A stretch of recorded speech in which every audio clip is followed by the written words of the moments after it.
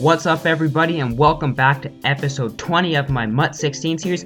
We're in our second Super Bowl, looking to go back-to-back in our first two seasons, and as you can see, we're facing an All-Legends team. Not something we want to happen, but it's something we can definitely deal with, as we've beaten an All-Legends team before. Looking to do this one in Super Bowl 50. We're kicking off my opponent, and he has got Devin Hester back there, and Devin Hester will take the ball at the 7. He'll hit the outside, makes one man miss with the spin move, and luckily we will bring him down. That's a touchdown save and tackle right there.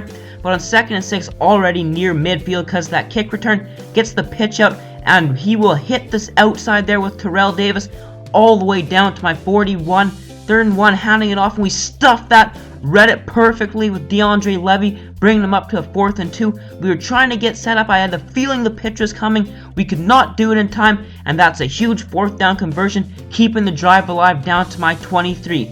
Now 2nd and 10, John Elway, he'll snap the ball, handed it off, and outside Carlos Hyde goes, breaking one tackle, getting 9 yards right there as Carlos Hyde brings him to a 3rd and 2, motion in, the tight end in. Usually, I'm great at reading those. I take pride in being able to stuff that if it's a run or play action, but there we get hung up on the O-line, and he hits the captain edition Travis Kelce for the first score of the Super Bowl. So we're looking back for a quick answer, and Eddie Lacy will help us do that, and he's taking his first rush for 29 yards across midfield down to the 43. Last play of the first quarter now, Arian Foster gets in on the action, picking up 15 there, bringing it to the 29.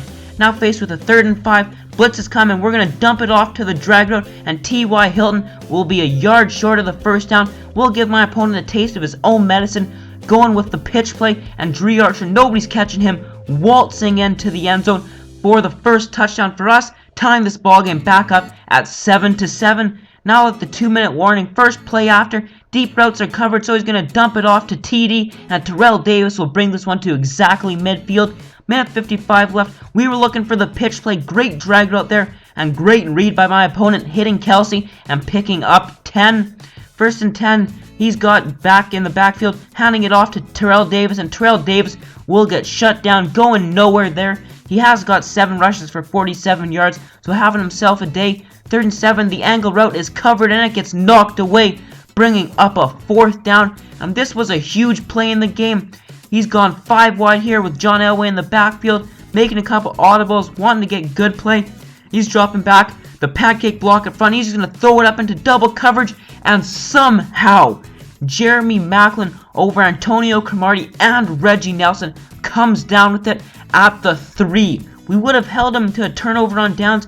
Instead, he will go right up the middle for a touchdown, and that's a swing of 7 to 14 points right there on that huge catch over the top by Jeremy Maclin, putting my opponent up by 7, most likely going into half, but we've got a couple chances here. The blitz is coming, great blocks, and we're throwing it up. He's open, but it is overthrown, and that will cost us our chance to tie this ball game up before half. So now in the 3rd quarter, a minute's already gone. We've got T.Y. open on this one, and he's juking back across, and T.Y. is almost gone, but brought down at the 39. We have a little out route to T.Y. The pressure's coming. We get it off easily in time, and that one is all the way down to the 22-yard line. Mariota 4 for 7, but does have an interception, and here he will get his first touchdown of the Super Bowl. An out route to Demaryius Thomas. Time this ball game back up at 14-14. For my opponent, he controls his own fate here, having the time and running it down, but we get a huge interception with Flowers. If you look back, you literally don't even see Flowers. He was that short, and the receiver was that tall, being able to just cover him completely. So now we control the ball. We just got to run the timeout, and we've got a screenplay, and we fumble it, and it gets recovered, and we turn it over right back. That's exactly what we didn't want to do. We run the clock out, kick a field goal with very little time. Instead, my opponent, he's got a chance to do that, but the edge rush will get there as Mario Williams will bring down John Elway, forcing him to a 3rd and 15 out route, but that's short of the first down. Turning upfield, he will be tackled at the 49, 7 yards short. My opponent's going for it anyway, and John Elway will go down on the sack, giving us the ball back with 3 minutes remaining, but the pressure gets there, and we had another chance to ice this game, and just run the clock out. Instead, we're faced with a 3rd and 16, needing a first down here or just some yards to get us back in field goal range. We're throwing it up deep. T.Y. looked like he had him, but it gets knocked away.